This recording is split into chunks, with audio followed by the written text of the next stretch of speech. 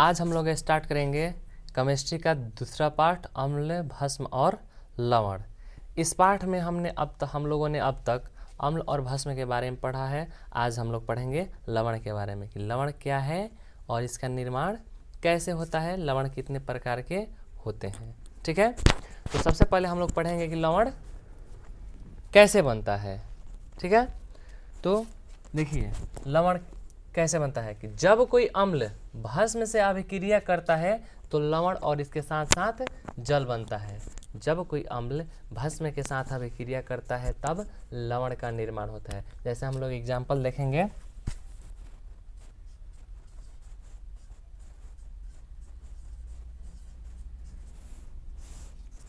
देखिए HCl, इसको हम लोग बोलते हैं हाइड्रोक्लोरिक अम्ल। HCl, इसको हम लोग बोलते हैं हाइड्रोक्लोरिक अम्ल।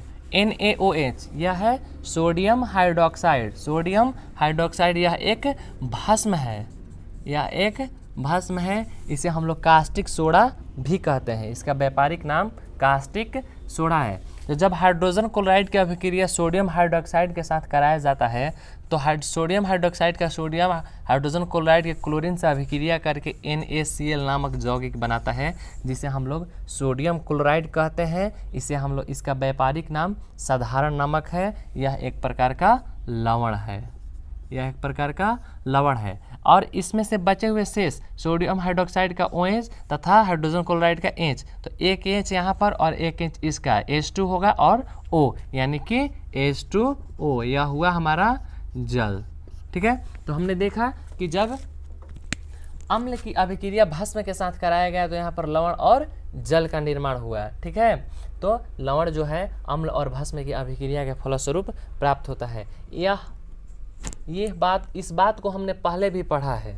ठीक है, यह फर्स्ट पार्ट में हम लोग पढ़े हैं उदासीनीकरण अभिक्रिया, कि जब कोई अम्ल भस्म के साथ अभिक्रिया करता है तो लवण और जल बनता है। इस अभिक्रिया को उदासीनीकरण अभिक्रिया कहते हैं। ठीक है, अब हम लोग आगे पढ़ेंगे कि लवण कितने प्रकार के होते हैं। तो लवण मुख्यतः 3 प्रकार के होते हैं। लवण मुख्यतः 3 प्रकार के होते हैं। पहला सामान्य लवण, दूसरा अम्लीय लवण और तीसरा भास्मिक लवण। ठीक है, पहला सामान्य लवण, दूसरा अम्लीय लवण और तीसरा भास्मिक लवण। ठीक है, तो सबसे पहले हम लोग समझेंगे कि सामान्य लवण किसे कहते हैं।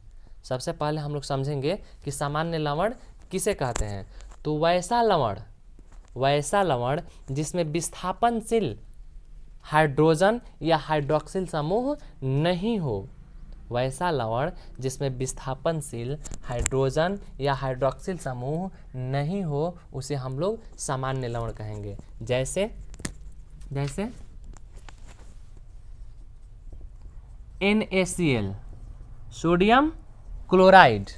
ठीक है, KCl, पोटेशियम क्लोराइड। ठीक है, NaCl, KCl, पोटेशियम क्लोराइड। इन सबों में देखिए इसमें ना ही विस्थापनशील हाइड्रोजन समूह है और ना ही विस्थापनशील हाइड्रोक्सिल समूह है। ठीक है, इसके अलावा और देख लेते हैं Na2SO4, सोडियम सल्फेट। इसमें भी विस्थापनशील ना ही हाइड्रोजन समूह है और ना ही हाइड्रोक्सिल समूह है। अतः इन लवणों को हम लोग सामान्य लवण बोलेंगे। इन लवणों को क्या बोलेंगे? सामान्य लवण। ठीक है, अब आगे चलते हैं हम लोग अम्लीय लवण। अम्लीय लवण किसे कहते हैं? तो अम्लीय लवण का देखिए परिभाषा कि किसी अम्ल के अणु में उपस्थित विस्थापनशील हाइड्रोजन, किसी अम्ल के अणु में उपस्थित जो विस्थापनशील हाइड्रोजन हो, हाइड्रोजन परमाणु को अगर किसी धातु द्वारा उसे अंशतः विस्थापित करने के फलस्वरूप जो हमें नया लवण पे मिलेगा उसे हम लोग अम्लीय लवण कहेंगे।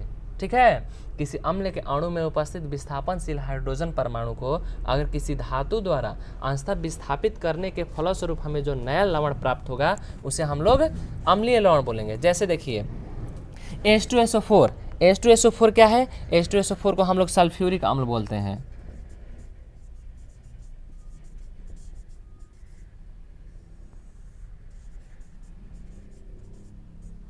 H2SO4 को हम लोग सल्फ्यूरिक अम्ल बोलते हैं। इसे बैटरी अम्ल भी बोला जाता है। ठीक है, इसे बैटरी अम्ल भी बोला जाता है। तो जब H2SO4 सल्फ्यूरिक अम्ल हुआ, ठीक है, इसे NaOH यानी सोडियम हाइड्रोक्साइड के साथ जब हम अभिक्रिया करते हैं तो सोडियम जो है सल्फ्यूरिक अम्ल से हाइड्रोजन सल्फेट से अभिक्रिया करके NaHSO4 यानी कि सोडियम बाइसल्फेट, सोडियम बाइसल्फेट, या इसे हम लोग सोडियम, देखिए सोडियम, अगर सोडियम और SO4 के बीच में H है तो इसे हम लोग बाई बोलते हैं, या इसे दूसरी भाषा में हम लोग सोडियम हाइड्रोजन सल्फेट भी बोल सकते हैं। ठीक है, सोडियम हाइड्रोजन सल्फेट, और इसके बाद जल का भी निर्माण हुआ है। ठीक है, तो सल्फ्यूरिक अम्ल परिभाषा में हम लोग पढ़े कि किसी अम्ल के अणु में उपस्थित विस्थापनशील हाइड्रोजन परमाणु को धातु द्वारा, देखिए हाइड्रोजन सल्फेट में हाइड्रोजन समूह है और यहाँ पर सोडियम धातु है। सोडियम धातु जो है हाइड्रोजन सल्फेट से एक हाइड्रोजन को विस्थापित करके और शेष बचे हुए तत्वों से अभिक्रिया करके सोडियम बाइसल्फेट का निर्माण किया है, और जो इसका शेष जो एक हाइड्रोजन को विस्थापित किया हुआ है, यह विस्थापित हाइड्रोजन OH से अभिक्रिया करके H2O नामक यौगिक यानी जल का निर्माण किया है। ठीक है, यानी कि सोडियम बाइसल्फेट जो है क्या है, अम्लीय लवण है। सोडियम बाइसल्फेट क्या है, अम्लीय लवण।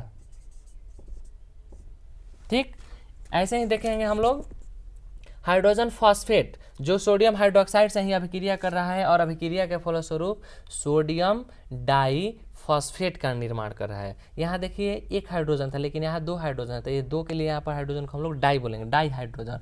सोडियम डाई हाइड्रोजन फॉस्फेट का निर्माण कर रहा है और यहाँ पर जल। यहाँ पर भी हम लोग देखेंगे कि जो सोडियम धातु है हाइड्रोजन फॉस्फेट से एक हाइड्रोजन को विस्थापित करके शेष दो हाइड्रोजन का रखे हुए हैं, और जो विस्थापित हाइड्रोजन है OH के साथ अभिक्रिया करके जल का निर्माण किया हुआ है, यानी कि सोडियम डाई हाइड्रोजन फॉस्फेट एक प्रकार का क्या है, यह भी एक प्रकार का अम्लीय लवण ही है।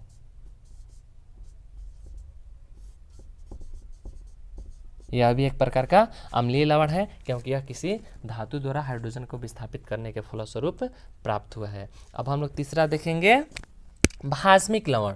वैसे भस्म जिनके अणु में एक से अधिक हाइड्रोक्सिल समूह होते हैं और वह हाइड्रोक्सिल समूह अम्लों द्वारा आंशिक रूप से उदासीन होने पर जो नया यौगिक हमें प्राप्त होता है उसे भास्मिक लवण कहेंगे। यानी भस्मों को अम्लों के द्वारा उदासीन होने के फलस्वरूप बने हुए लवण को भास्मिक लवण कहते हैं। जैसे यहाँ पर देखिए कि लेड हाइड्रोक्साइड जो है HNO3 हाइड्रोजन नाइट्रेट यानी कि नाइट्रिक अम्ल, ठीक है, यह भस्म है और यह अम्ल। ये आपस में अभिक्रिया किए, अभिक्रिया के फलस्वरूप यहाँ पर हमें भास्मिक लेड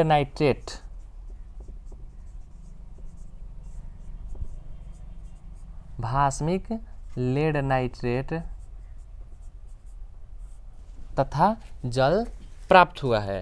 ठीक है, यानी कि अम्ल के द्वारा ही भस्म को उदासीन करने के फलस्वरूप हमें एक नया यौगिक जिसे हम लोग बोलेंगे भास्मिक लेड नाइट्रेट का निर्माण हुआ है, अर्थात यह भास्मिक लवण है। ठीक है, तथा इसके साथ ही हमें जल का भी प्राप्त हुआ है, अर्थात जो हमें नया यौगिक प्राप्त हुआ है यही नया यौगिक जो है भास्मिक लवण है।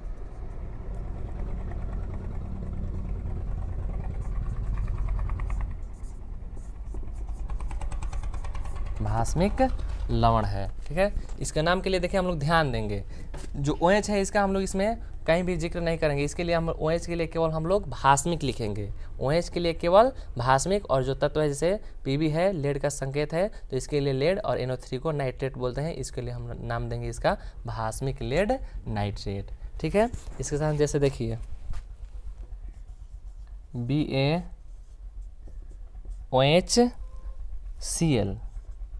BaOHCl, MgOHCl, इसको भी हम नाम ऐसे ही देंगे। ठीक है, भास्मिक बेरियम क्लोराइड। ठीक है, भास्मिक मैग्नीशियम क्लोराइड। ठीक है, अब हम लोग लवण के गुण पढ़ेंगे, लवण के गुण। ठीक है, लवण के गुण में देखिए हम लोग क्या पढ़ेंगे,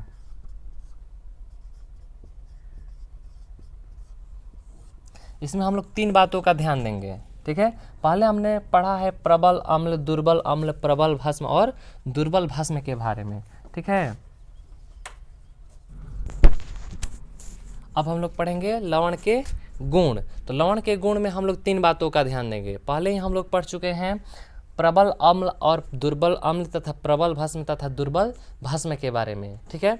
तो फर्स्ट बात ध्यान देंगे कि जब प्रबल भस्म और प्रबल अम्ल, ठीक है, प्रबल अम्ल और प्रबल भस्म जब आपस में अभिक्रिया करेंगे, यानी कि प्रबल अम्ल तथा प्रबल भस्म के,